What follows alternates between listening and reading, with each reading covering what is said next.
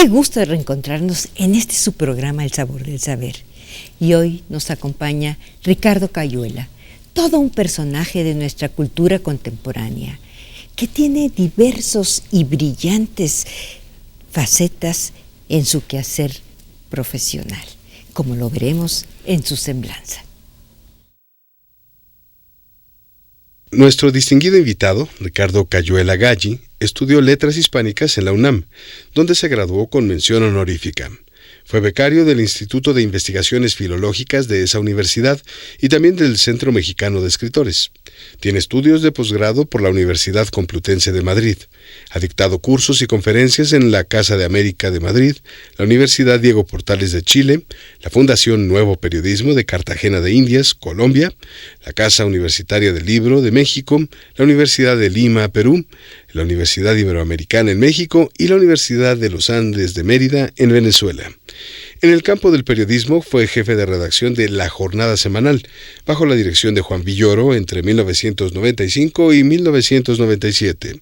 Luego, en 1998, trabajó en Editorial Clio como jefe de redacción de Letras Libres bajo la dirección de Enrique Krause desde su fundación en enero de 1999 hasta diciembre de 2012. Es autor de la antología de Octavio Paz, Las Palabras y los Días, Conaculta, Fondo de Cultura Económica, México 2008. Desde marzo de 2013 es director general de publicaciones de Conaculta, instancia encargada a nivel federal del libro y la lectura. Con nosotros, un destacado escritor, periodista, editor y funcionario público. Ricardo, Alejandro Ordorica, Marta Bienvenido. Chapa, te recibimos con mucho cariño y reconocemos gracias, tu importante presencia en este espacio, con de todo veras, gusto y con de todo verdad. cariño. Y bueno, pues nos quedamos impresionados de esa trayectoria, qué barbaridad. Yo digo, ¿a qué horas duermes más bien? Qué cosa, de veras, pues es que se necesita esta gran pasión por la literatura, por el quehacer que desempeñas. Y cuéntame, ¿cómo nació este amor a la literatura, a tu quehacer? Bueno, primero, muchas gracias por la invitación, con todo cariño, Alejandro, Marta. Segundo, decir que yo creo que hay gente que tiene la suerte de familias que nacer en el seno de una familia que es lectora.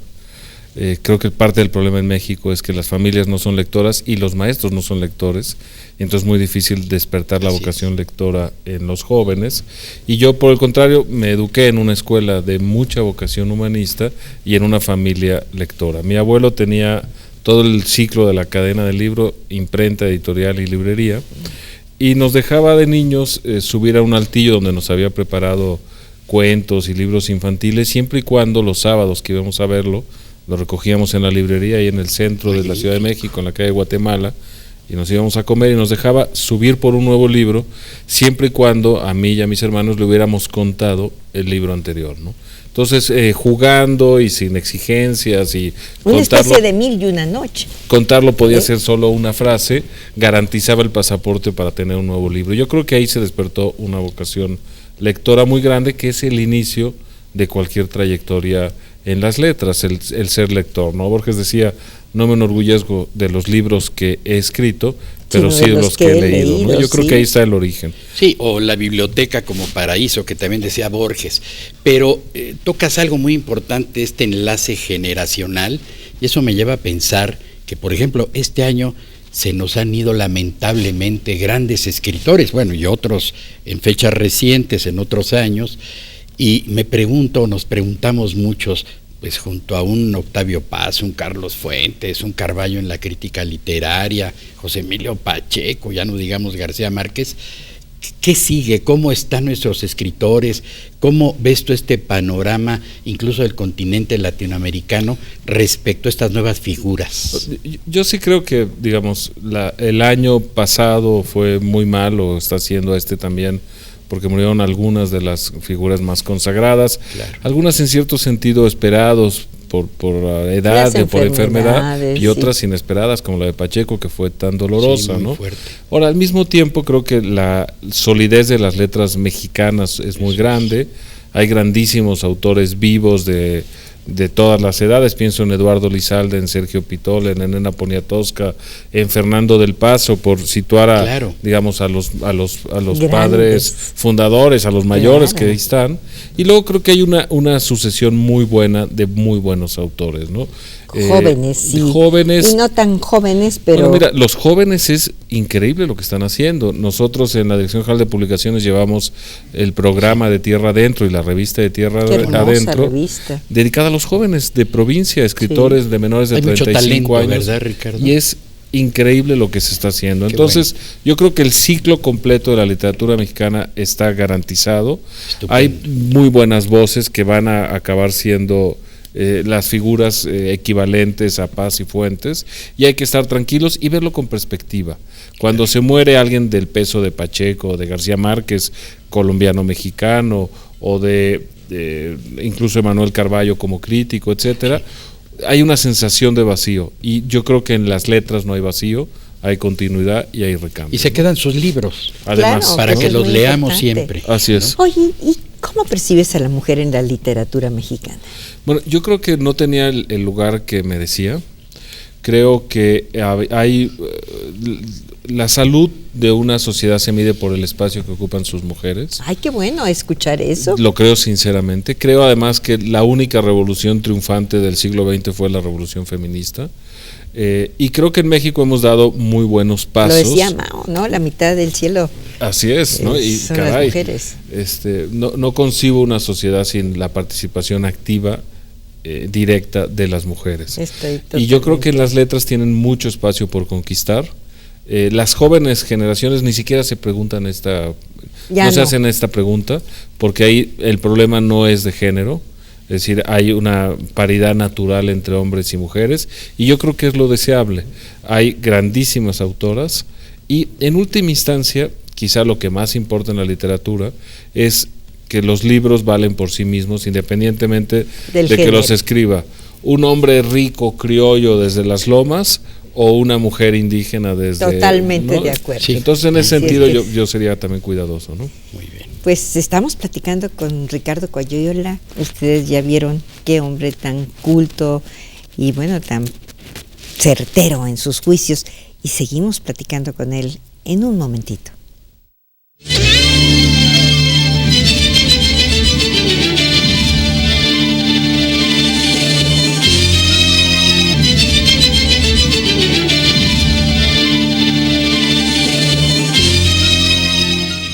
Estamos con Ricardo Cayuela, de verdad un personaje relevante en la cultura de nuestros días y que tiene brillo propio.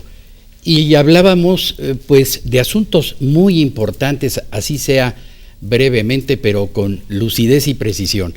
Y eso me lleva también a preguntarle qué pasa con los suplementos culturales, por qué los ha hecho, y muy célebres y trascendentes, porque ya no los vemos en los periódicos y las secciones culturales se han reducido o desaparecido, Ricardo. Y también, ¿qué pasa con esta lectura del mexicano que parece que no es tan esperanzadora, que es de un libro o 2 libros al año? Bueno, yo creo que la crisis del periodismo cultural tiene que ver con la crisis del periodismo en general.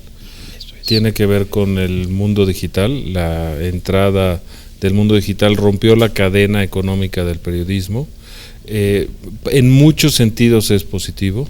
Abrió las voces a nuevos jugadores, hizo el recambio generacional más rápido, las noticias llegan mucho más pronto, hay espacio para discutir, interactuar con lo que se informa, etcétera.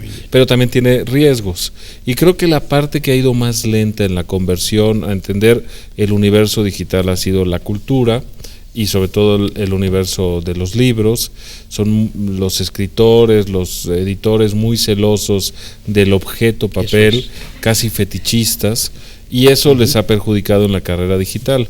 El periodismo cultural además tiene otra crisis que yo creo que tiene que ver con la concepción del oficio. En el periodismo cultural no importan las noticias, no importa que alguien gane un premio o que se cumpla una efeméride, porque la cultura siempre puede ser noticia. No necesita uno una excusa de calendario para volver a Sor Juana, a Shakespeare o a Octavio Paz, ¿no? Y entonces, al anclarla tanto a lo noticioso, yo creo que ha debilitado su fuerza y su permanencia.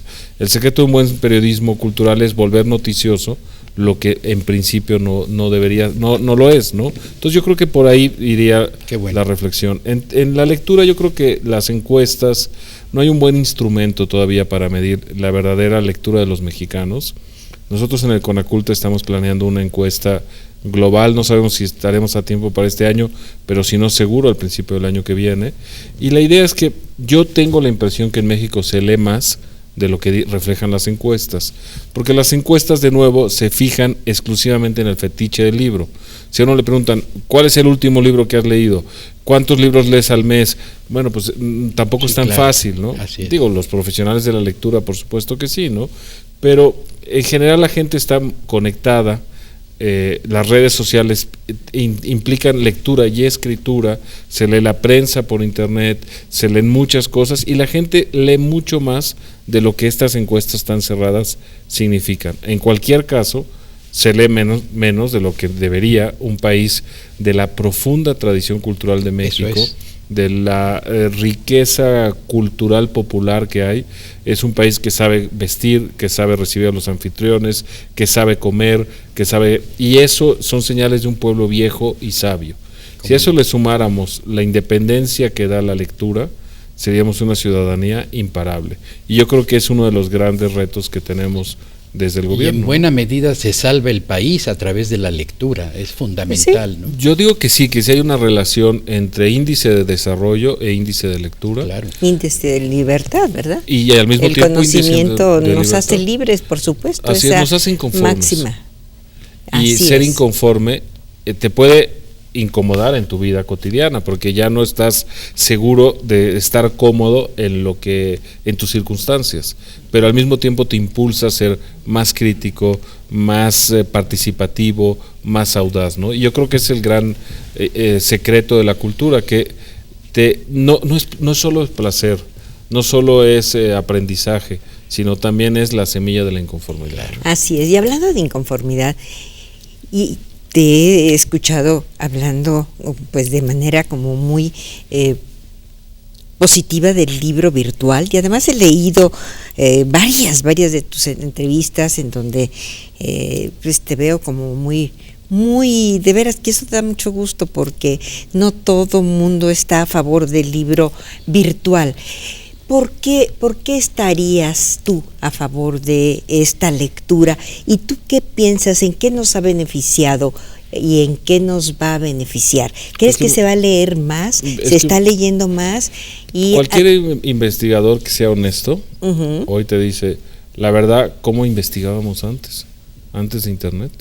¿Verdad? Realmente está todo en la red si uno lo sabe buscar. A ver, nomás un paréntesis, pero ¿eso tú no crees que daña también a los chavos porque ya todo está en internet? No, porque lo interesante es saberlo buscar, saberlo encontrar, saberlo procesar, saberlo hacer propio, saberlo expresar con las propias palabras. ¿Y tú crees que lo saben hacer? Bueno, ese es el reto. Sin quitarle pensamiento. Pero no es culpa de Internet, al contrario, Internet es el sueño borgiano de a un clic la Biblioteca Universal.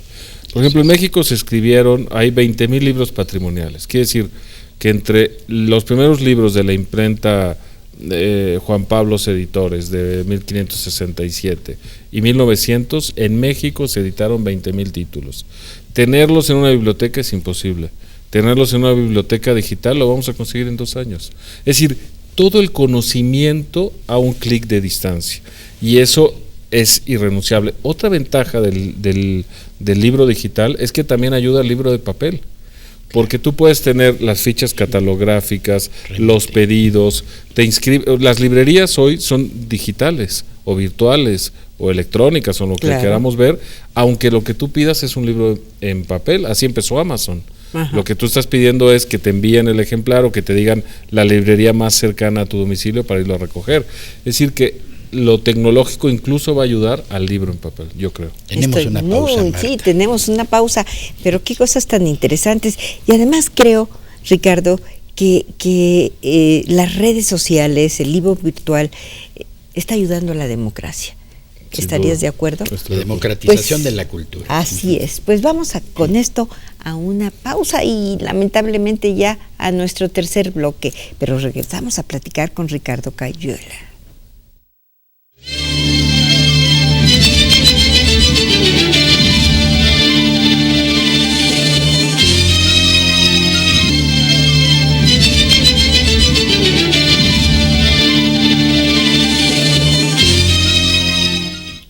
Pues aquí platicando de verdad muy sabroso con nuestro culto invitado.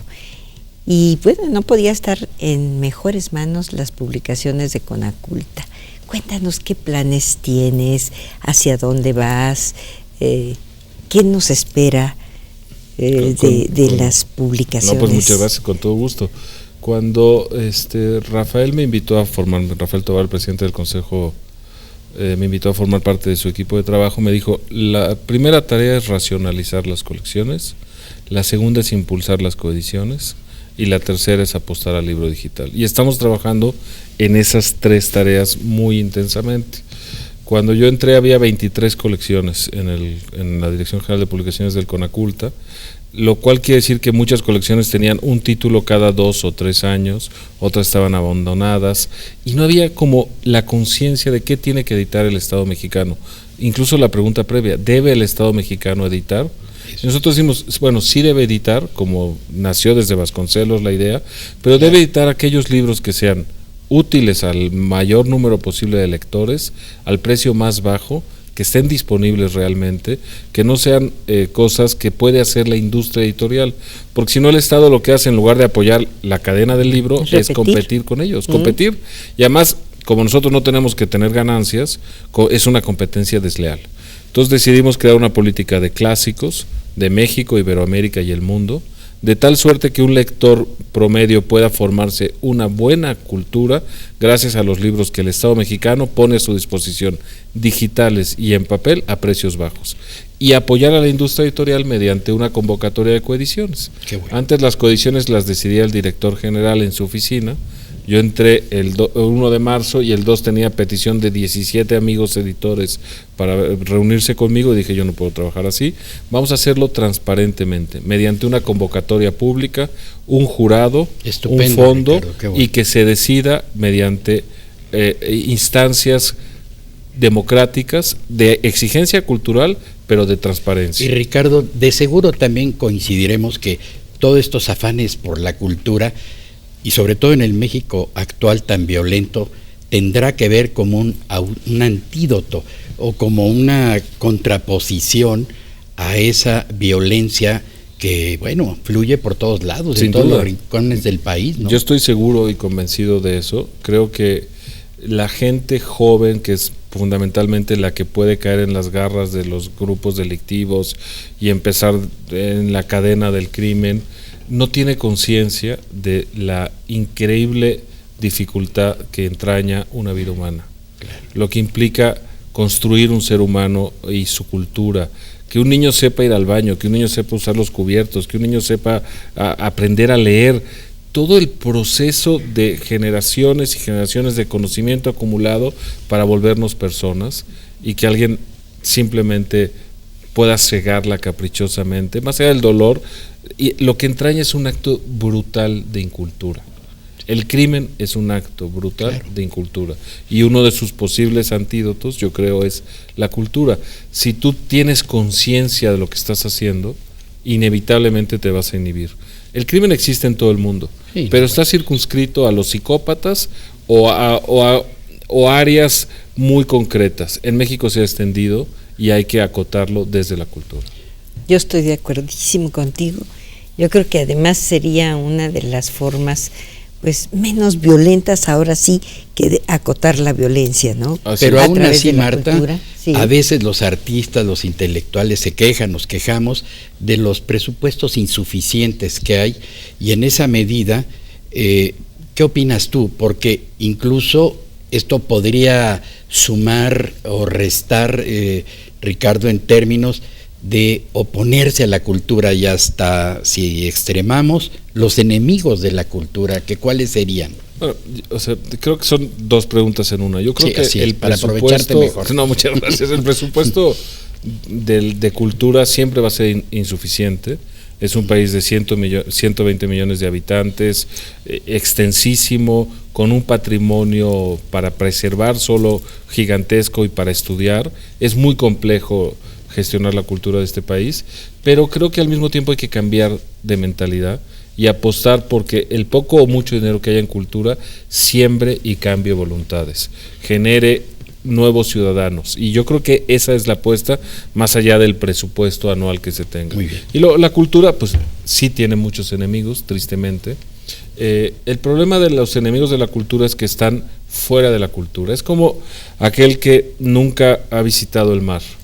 Por más que yo le cuente la belleza de las olas, el placer que significa tumbarse en la arena, etcétera, etcétera, claro, es imposible que lo entienda si no lo vive. Así y la cultura es lo mismo. Si tú empiezas a glosar sus virtudes en gente que no ha leído un libro en su vida, no te entiende, no sabe lo que tú le estás hablando. Así y yo creo que esa es el gran secreto de la incomunicación, que los enemigos de la cultura están fuera de la cultura. Eso es, muy bien, muy interesante. Y llegamos a los sabores. Cuéntanos, ¿a qué atribuyes tú el creciente interés tanto en los medios electrónicos como en los impresos a los temas gastronómicos? Bueno, yo creo que es para México una gran fortuna. No creo que exista una civilización con la cocina como la que tiene México. Es una de las grandes cocinas del mundo. Sin duda. Hay una sabiduría popular increíble. Yo reto a alguien a que coma mal en México. Casi el mérito es comer mal. Claro. Porque tú vas a una barriada popular, te invitan unos tacos de canasta y es increíble la combinación de sabores, el gusto, etcétera. Entonces, para México es una gran dicha que la cocina se haya transformado en un debate cultural, porque ahí somos imbatibles. Así y yo es. creo que se está empezando a demostrar, tanto en términos de nuevos chefs, nuevos restaurantes, nuevos acercamientos a los productos tradicionales, etcétera, ¿no? Entonces, más bien no sé las causas, pero las celebro porque ahí sí nos dieron muy para bien. usar una frase de cocina en nuestro mero mole, ¿no? Así es. Y nos tenemos que ir, Marta, ya. Nos tenemos que ir. ¿Cuál es tu platillo favorito? Pues tengo muchísimos, pero los chiles en nogada a mí me Uy, coincidimos, coincidimos. Coincidimos. Alejandro, un brevísimo. Yo iba a hacer una reflexión sobre Octavio Paz, del cual es experto, entre otras cuestiones, Ricardo Cayuela. No da tiempo, pero me quedaría con la idea de que la cultura es la columna vertebral de la patria. Así, claro que sí. Nada más. ¿Verdad? Muy pegada a la neurona, desde luego. Muchísimas gracias por haber estado aquí. A ustedes, gracias. Disfrutamos Gracias, Marta, gracias, enormemente esta profunda conversación y gracias a ustedes por habernos acompañado una vez más. Y ya saben que aquí tenemos una cita la próxima semana. Los esperamos con más sabores y más saberes. Gracias, gracias, siempre gracias.